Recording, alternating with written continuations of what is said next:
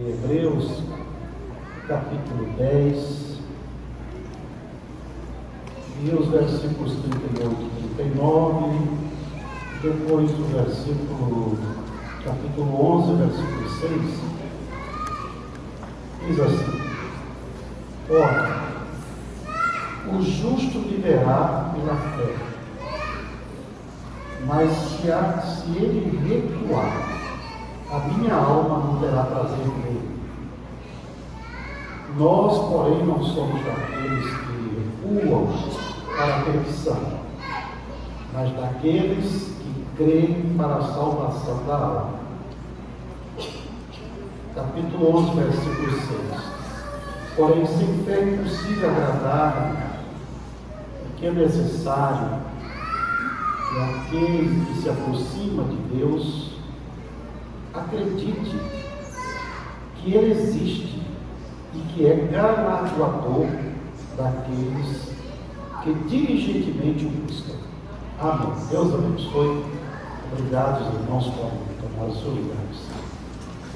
Nós queremos cumprimentar o pastor Adilson, o pastor Márcio, em nome deles, todos os pastores, obreiros, irmãos em Cristo, especialmente os nossos amigos e companheiros amizeiros, né? Estamos vendo aqui essa família do Rally Missionário, que a gente aprendeu a amar e viramos uma família, né? A família do Rally Missionário. Então, cumprimento a todos, eu e a esposa, estamos com muita alegria atender com o honroso convite do pastor Adilson. Cada vez que ele nos convida para vir aqui, para nós é uma honra, é uma alegria, um privilégio. E hoje, para falar de um assunto que eu sei que muitos outros preletores virão aqui e com certeza vão estar traduzindo melhor esse tema para os irmãos. Mas, na medida do possível, quero falar um pouquinho sobre esses valores inegociáveis. Valores são princípios, princípios morais, normas que determinam o comportamento de uma pessoa e sua integração com a sociedade. Esses valores, esses comportamentos, são classificados por todos nós como certo ou errado. Então, inicialmente eu quero dizer para os irmãos que os nossos valores são diferentes, às vezes, dos valores das pessoas que não têm Jesus. Porque nossos valores e princípios, eles estão norteados na palavra de Deus. Nem sempre é o que a sociedade dita. Nem sempre é aquilo que a opinião popular. As crianças têm salinha, conseguiram lá uma salinha lá, as crianças podem ir na salinha, tá bom? Nossos valores e princípios nem sempre são os valores que a opinião popular aprova, que hoje é chamado de politicamente correto. Ou seja, aquilo que as pessoas acham que é o correto, as pessoas aderem, mesmo que não seja. Então, nossos princípios e valores, às vezes, eles se chocam com a opinião popular.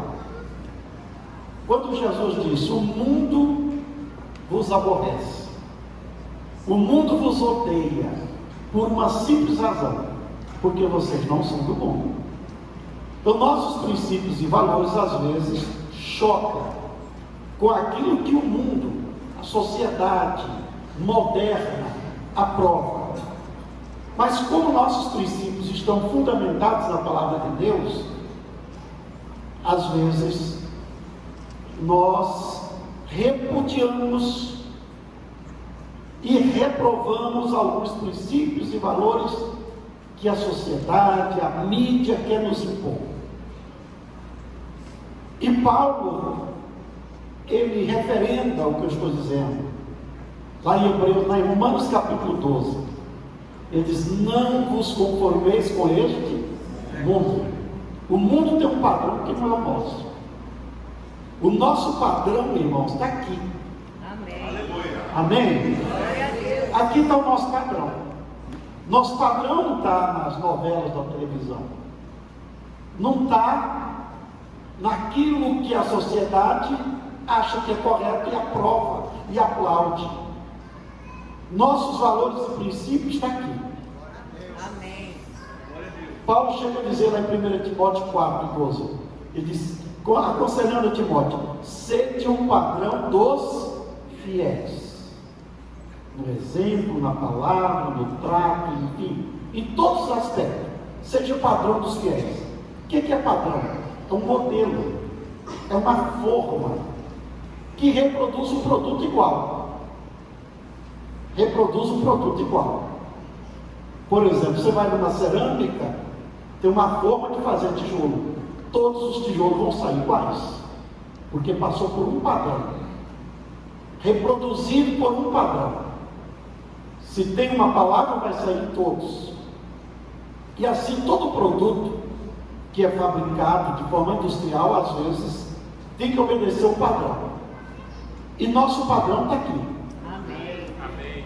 Nosso modelo supremo é o Senhor Jesus Cristo. Amém. Paulo diz: sede meus imitadores como eu sou de Cristo. Paulo está dizendo: o meu exemplo, o meu modelo é Jesus. E eu vou procurar reproduzir na vida das pessoas o modelo ideal que é Jesus. E ele tinha tanta convicção do que ele era, do que ele fazia, que ele dizia: sede meus imitadores como eu sou de Cristo. Então, dizendo para os irmãos, o que é mais importante na vida cristã não é o que eu faço. Na vida cristã, o mais importante é o que eu sou. O que eu faço tem muito valor, muita importância, dependendo do que eu sou. Jesus disse: vós sois o sal da terra e a luz do mundo. Ele diz: a vossa luz não pode estar escondida, ela tem que estar no velador, para que ela possa dar luz, para que todos vejam e glorifiquem o vosso Pai que está nos céus. Aleluia. Então, nossos valores e princípios, eles estão aqui. Aleluia. E são imutáveis. Por que são imutáveis? Primeiro, Hebreus 13:8. Jesus Cristo é o mesmo, ontem, hoje e será eternamente. Jesus não muda, o Cristo que nós servimos, Ele é o mesmo. O padrão de vida que Ele ensinou há 2000 anos atrás é o mesmo para nós hoje. Segundo, por que nossos valores são imutáveis? Porque a palavra de Deus também não muda. Jesus disse: os céus e a terra passam, mas a minha palavra não. Glória a Deus. Por que os nossos padrões são imutáveis? A Bíblia diz que aqueles que servem ao Senhor permanecem para sempre. Então, nossa vida cristã é pautada na palavra de Deus. Então, nós temos aqui valores morais, são importantes, porque gera na vida de uma pessoa harmonia e um padrão de justiça. Um padrão de justiça. Onde esses valores são produzidos? Esses valores começam no lar. É lá na vida em família que esses valores são transmitidos. Eu fui criado na zona rural, meu pai, minha mãe, muito simples, mas nos ensinaram valores que a gente mantém até hoje. Valores que nós estamos tentando passar para os nossos filhos, como respeito aos mais velhos, como respeito à autoridade paterna, respeito com o nosso caráter. Fomos ensinados a ser honestos, nunca aceitar nada que não é nosso. Minha mãe, se descobrisse que a gente tinha alguma coisa que não era nosso, tinha que devolver e pedir desculpa. Isso são valores que vêm de berço, e você nunca os abandona. Por exemplo, a prática do culto doméstico, nós carregamos hoje na nossa família. Eu, minha esposa, todos os meus filhos, nós temos nosso culto todos os dias. E de onde veio esse valor? Veio da casa do meu pai. Ninguém saía para o trabalho sem ler a Bíblia, sem cantar um hino pelo menos e orar.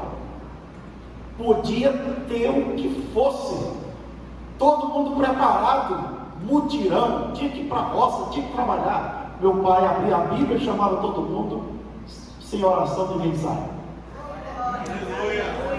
Isso são valores que a gente aprende na família e nós praticamos até hoje.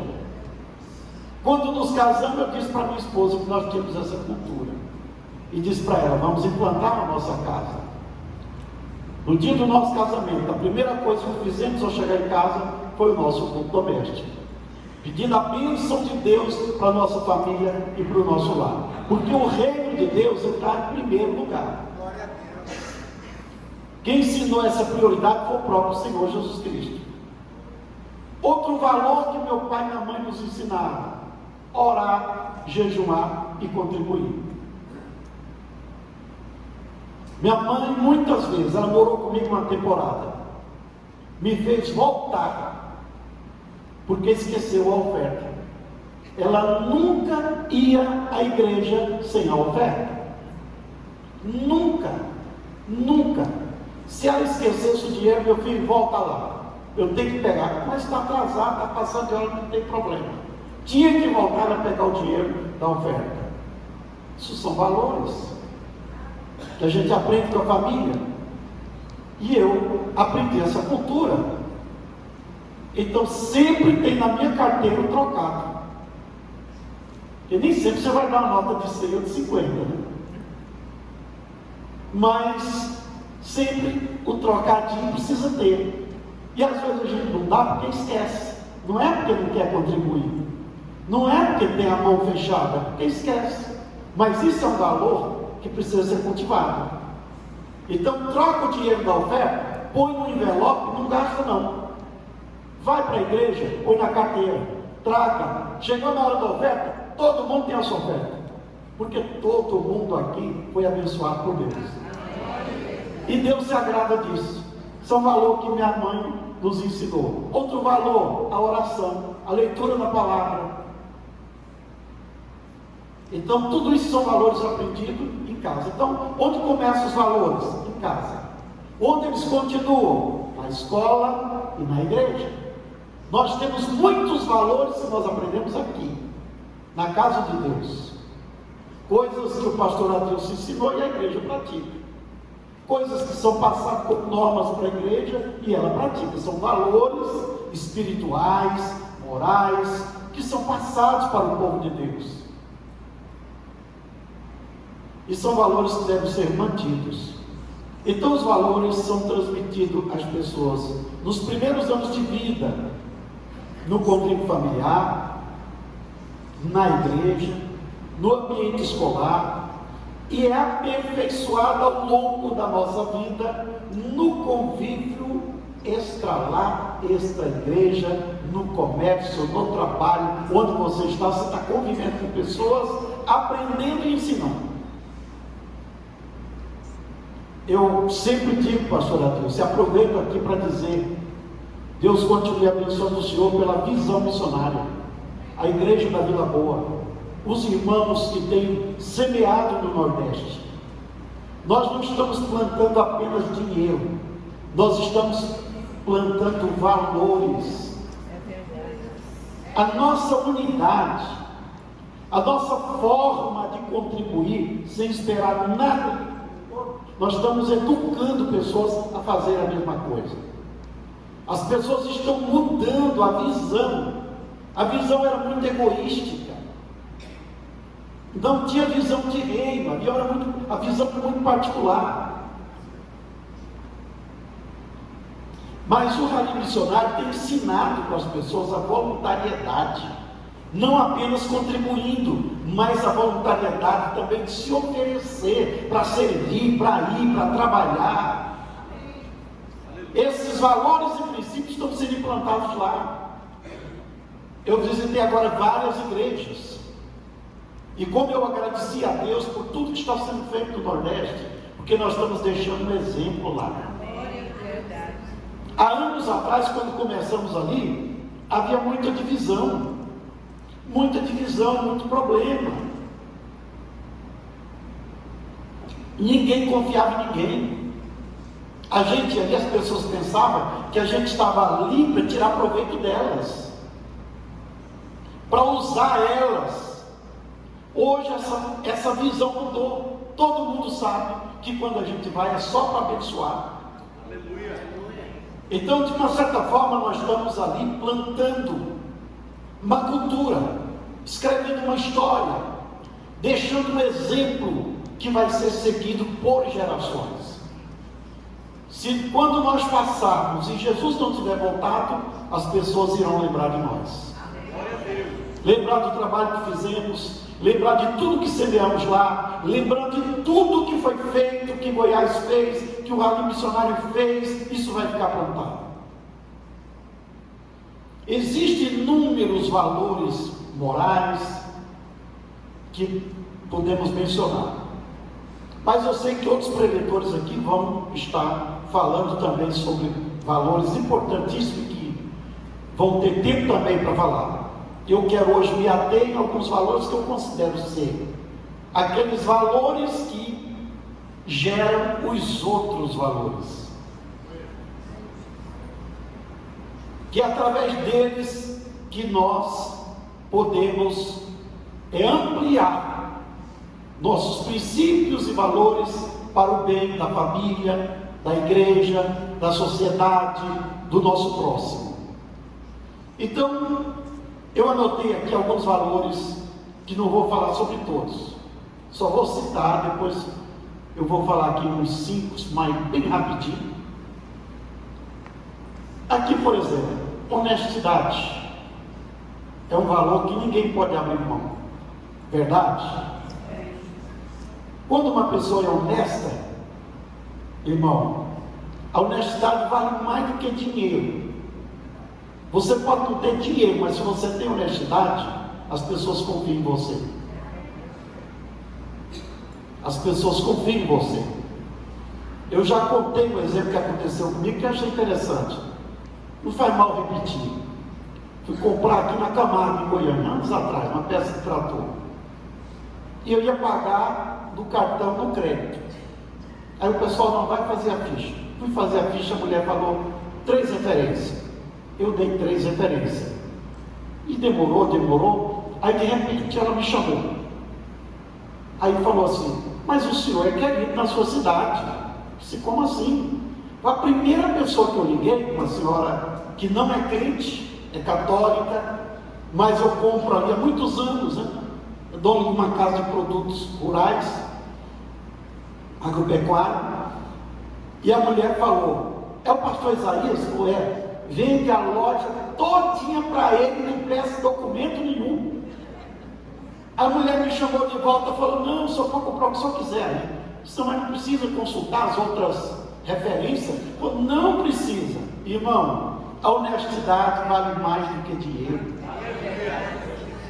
A Bíblia diz que o bom nome é melhor, é mais agradável do que o melhor perfume. A honestidade gera para nós credibilidade. Ser honesto é um valor divino, é um valor moral divino. Então, quando nós somos honestos, você pode ter certeza, quem primeiro se agrada de nós é Deus. A Bíblia diz: quem é fiel no pouco, sobre o muito será colocado. Isso é honestidade. É como que diz: quem é honesto no pouco será confiado muito. Mas quem é desonesto no pouco, até o pouco que tem será tirado. Se lembra da parábola dos talentos? Quem recebeu 5 foi fiel, foi honesto, ganhou mais 5. Quem recebeu 2 foi honesto, foi fiel, ganhou mais 2. Quem recebeu 1 negligenciou, não foi honesto, perdeu até o 1 que recebeu. E aí Jesus diz: quem não é fiel nas coisas terrenas, quem lhes confiará as eternas? Amém? Amém.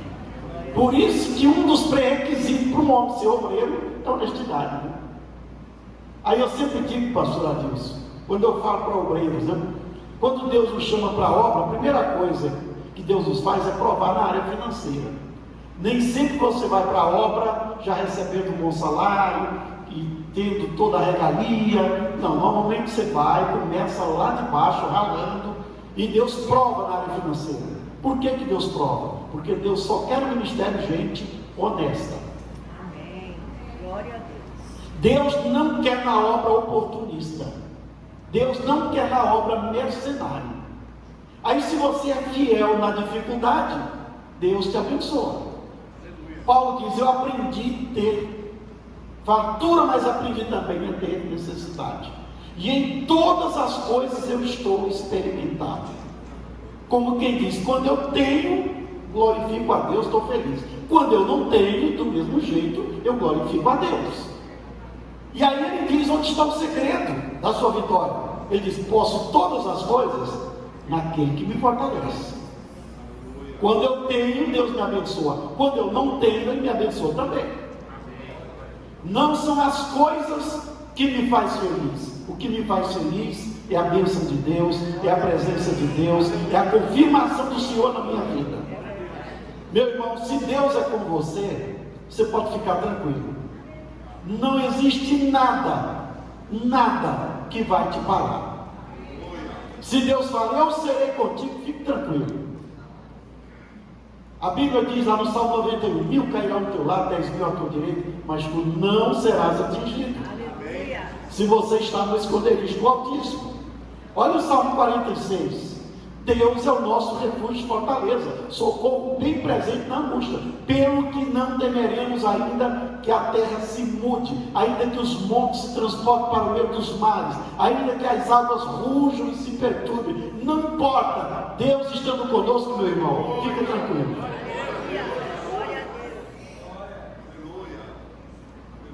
Honestidade, respeito ao próximo, responsabilidade, lealdade, gratidão, disciplina, fidelidade, coragem, perseverança, paciência, humildade, prudência, justiça, generosidade, integridade e gratidão. São valores que você nunca pode abrir mão. Mas eu quero falar um pouquinho de outros valores que eu acredito que vai ser a chave para a nossa vitória. Eu li aqui aos Hebreus um valor que eu não posso ficar sem ele nem você: a fé. O escritor aos Hebreus disse: o justo vive pela fé. Se ele recuar, a minha alma não tem prazer nele. Por que nós vivemos pela fé? Porque nós não somos oniscientes. Eu não sei o que vai acontecer amanhã, nem você. Nós não sabemos o que nos espera no futuro. Mas pela fé nós vivemos alegre, acreditando que amanhã vai ser melhor do que hoje. Pela fé nós estamos cantando o hino da vitória. Pela fé nós não nos abatemos. Nós não nos desanimamos. Ontem, depois do resultado final das eleições, alguém passou a mensagem para mim: pastor, oramos tanto, eu acho que eu tenho que rever os meus conceitos. Rever o quê? Precisa mesmo, sabe? A Bíblia diz: todas as coisas contribuem para o bem daqueles que amam a Deus. Fica tranquilo. Quem confia em Deus até a adversidade trabalha a seu favor. Se lembra de José? Odiado pelos seus irmãos, jogado na cisterna, vendido como escravo, depois foi para a cadeia. Parecia algo que não tinha mais saída, né? Da cadeia vai para o palácio para ser governador. Todas as coisas contribuem para o bem daqueles que amam a Deus. Então, meu irmão, a fé é um valor que você tem que manter firme. Agora, tem alguns tipos de fé. Nem tudo que parece ser fé é fé. Nós temos a chamada fé natural. O que é a fé natural? O homem nasce para crer em alguma coisa. Se não crê em Deus, ele vai crer num pau, numa pedra, num objeto. Nós temos países do mundo, por exemplo, na Bolívia, tem uma cidade que o pessoal adora um sapo. Na entrada da cidade está lá um sapo, onde as pessoas veneram, né? Países que o macaco é sagrado, que a vaca é sagrada, isso é fé natural. As pessoas creem em qualquer coisa. Alguns creem em Deus, mas creem de forma natural. Como crer numa pessoa. Existe a fé chamada fé condicional. É a fé de Tomé. Eu creio se eu apalpar. Eu creio se eu pôr a mão do lado. Eu creio se eu ver. Isso não é fé. Quando Jesus se apresenta e fala, Tomé, vem tirar as conclusões. Põe a mão do meu lado. Olha aqui, vê se sou eu mesmo. Tomé, creio, Senhor meu e Deus meu. Aí Jesus falou, tu porque me viste crês? Levante sua mão aí. Bem-aventurado você que não viu e creu. Amém? Isso é fé. Nós não vimos Jesus.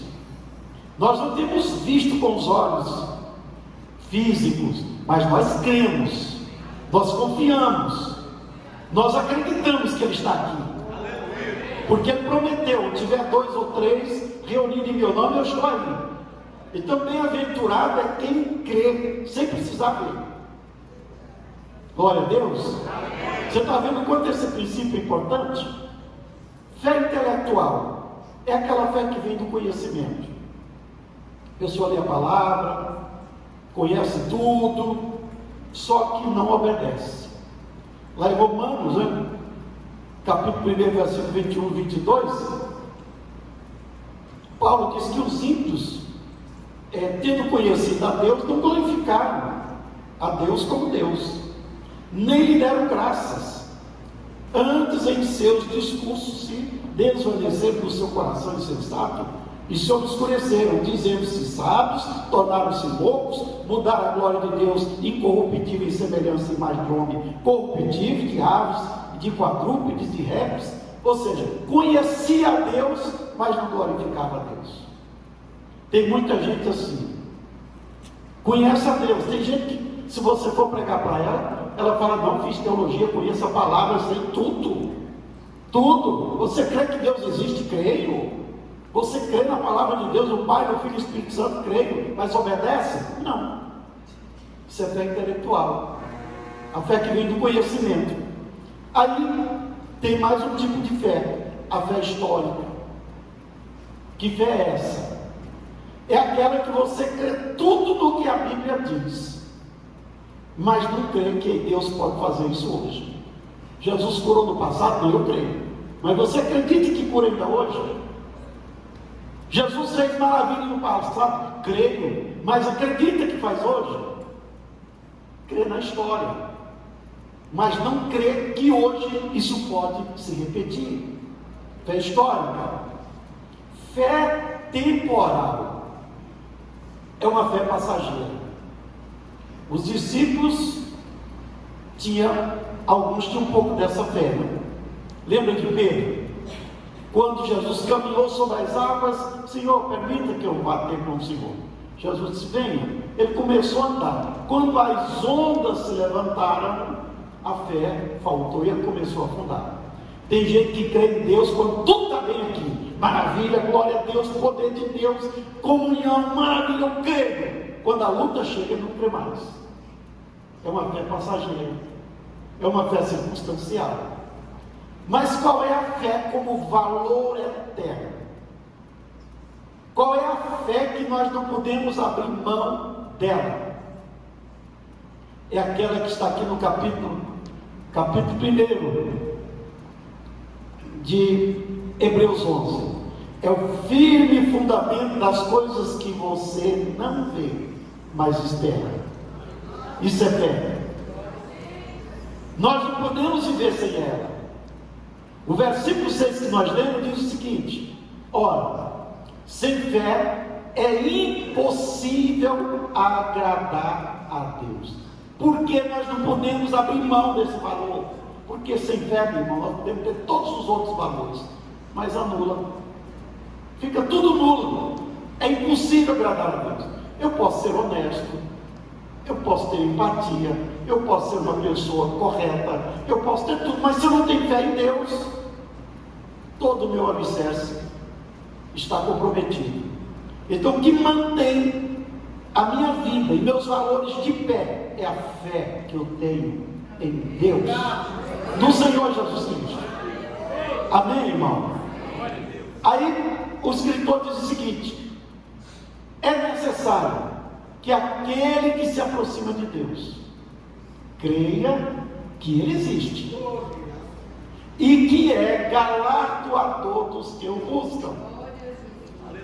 Sabe o que a palavra de Deus está dizendo aqui, irmão? Nós oramos aqui, você dobrou o joelho, orou? Nós não podemos ajoelhar e falar: eu vou ajoelhar aqui, mas vou levantar do mesmo jeito, não adiantar nada.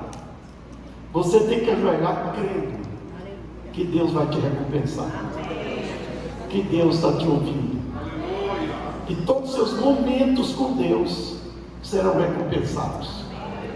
Nem sempre a minha oração de hoje é respondida hoje.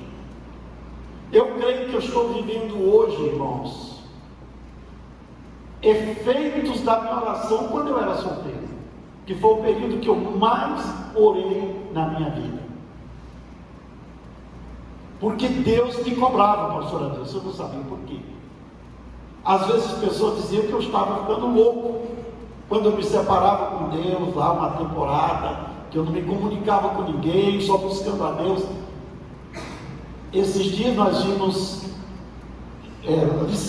a última lição da revista, né, sobre o fundamento. Nós aprendemos isso. Quanto maior é a obra, mais profundo tem que ser o fundamento.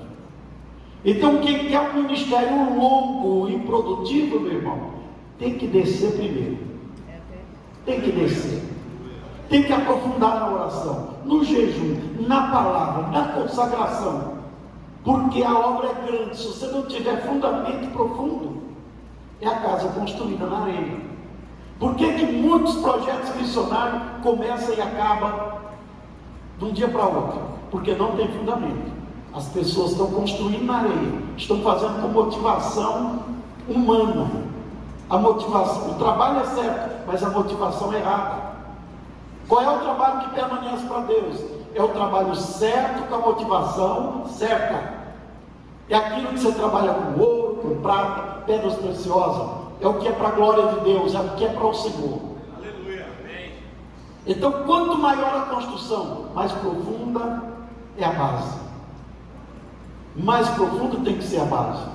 Eu não sei qual é a profundidade dos alicerces desse templo, mas tenho certeza que ele não foi construído na superfície aí do solo.